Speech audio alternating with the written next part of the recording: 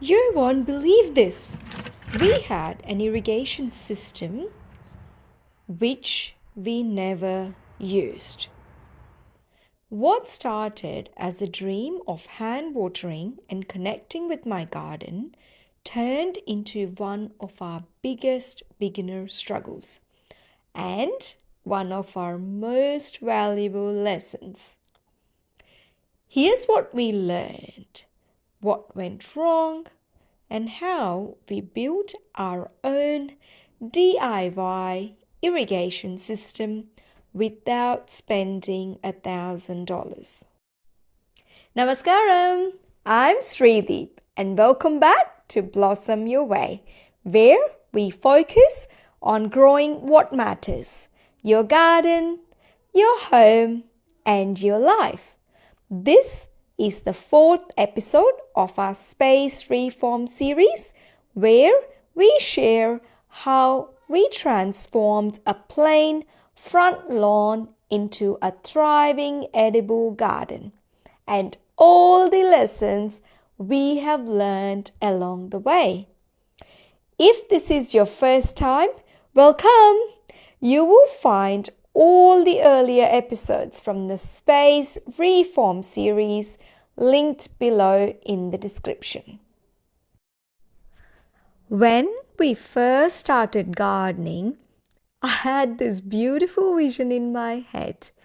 I would walk out every morning, watering can in hand, soaking in the sunlight and connecting with the plants. I even said no to the irrigation offer from the landscaper because I wanted to be more hands-on. Of course, back then I didn't realize how many beds we would end up with. But reality, it hit hard. We didn't even have a hose at the time, just one watering can, and watering every bed by hand, it took me over an hour every day. With work, kids, and life, that hour, which was meant to be connecting me to my garden, became stressful. And inconsistent watering led to stressed plants too. I'd often find myself rushing with the watering can at sunset and still missing patches. Here's the frustrating part. We actually had a working irrigation system when we moved in. It was a wired setup, and it also had the choice to have a timer set up as well. But the builder told us that the water pressure was not enough to water both of our lawns. And so they never sort of activated it. They lay everything down, but they just felt like it didn't really work. And because we didn't inform our landscaper when he did the garden beds, as he was removing the lawn, he cut through the pipes accidentally. I feel, looking back, that was a very big mistake. We stuck with hand watering, morning and evening. Through that, we learned a few things the hard way. Well, and I'm also glad we did learn those things because as I was hand watering, I realized that some spots in the garden can dry very quickly because of the way the sunlight and the heat can get to them. And some plants need more water, otherwise they can wilt quickly. And we also started understanding what mulching is and how mulching can actually help retain moisture with the little water that we supply to our beds. And it also taught us a lesson as to how inconsistent watering can mess up with the plant health. Eventually, I asked my husband, should we just get a proper irrigation system installed? When the landscaper quoted initially, he quoted an extra $1,000 on top of what he had already taken to build our beds. My husband looked at me and then he said, I don't think it's rocket science. Let me try and give it a shot myself. If I can't do it, then maybe we can get someone else to help us out. Now, my husband, he's not a tradie. And he doesn't really like watching tutorials either.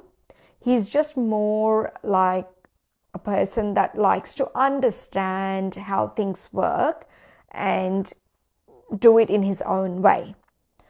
I did watch few YouTube videos and then I actually showed him as to what the concept was. So he actually just watched one or two just to understand the concept. And then he just made his own rough sketch of the irrigation plan. And then he just went to Bunnings, picked up some polypipes, some barbed connectors, some mini drippers, and even a hose splitter as well. And then what he did was he first ran the main line along the garden bed, and then he punched in the drip lines with barbed connectors. And although we did have few pots at the time, because this was our first time, we just thought we will just make sure that the beds can get watered. I can still hand water the pots at that time. That was what our thought process was. So we just let things be as they were, just took care of just the raised beds for watering with the irrigation system. It took 2 weekends and left my husband with a sore back, but it worked.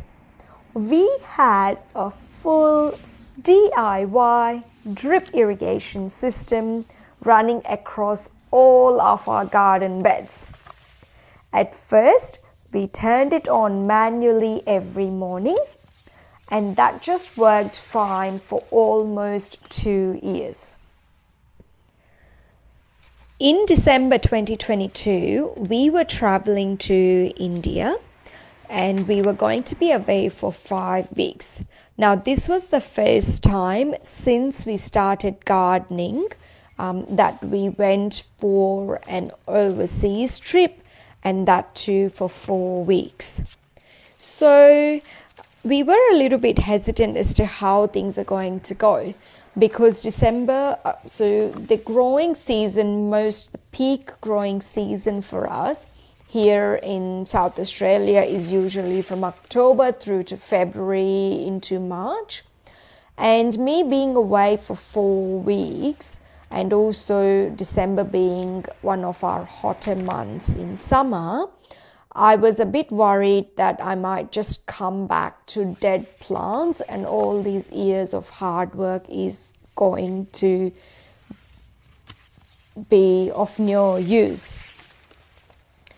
And then what we did was we looked at some options. We purchased a timer, just the initial timer, just some cheap one again from Bunnings, and we just set it up. We started it in October and we set it up to run every day in the morning at 7 o'clock, and that just worked fine. So we got an opportunity to test both in October and in November before our overseas trip to make sure that the timer was working. It was turning on every day in the morning, and we were happy and satisfied with the way it was.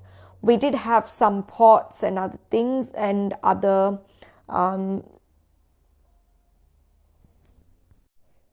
so some of our pots, we made sure that we put them between our beds. We made sure we had a shade cloth, and we took other necessary steps. I'm more than I would love to be able to cover those shading techniques with you in the coming videos. And so that worked, and it brought us peace of mind, consistency to our plants, and also we understood how good watering can have an impact on the quality of fruit and veg we can get. Looking back, I am glad we struggled, and I say that with lot of gratitude, because if we did not struggle, I wouldn't have learned what I did about the importance of right watering within the garden. I also understood that watering isn't just about switching on a tap. It's about the rhythm, observation, and also forming a connection with your garden. It's funny, the garden began teaching me again. It was not just about watering, but about the timing, the rhythm, and being present.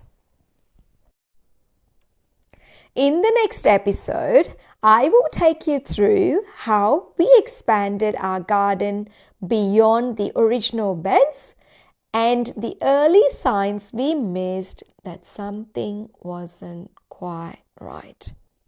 Even though everything looked lush and thriving on the surface, there were small cracks beginning to show in the timber, in the layout, and in the way we were managing it all. If this episode resonated with you, or if you've had your own watering struggles or DIY wins, I would love to hear your story in the comments. And remember, it doesn't have to be perfect. It just has to begin. So